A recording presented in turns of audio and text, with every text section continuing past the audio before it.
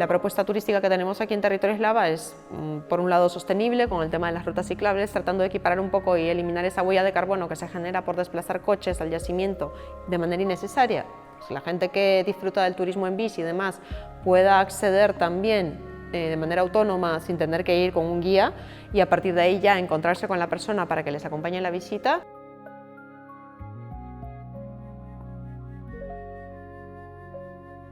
Una propuesta y una apuesta por dinamizar el territorio y dinamizar la localidad del turismo en la baja montaña.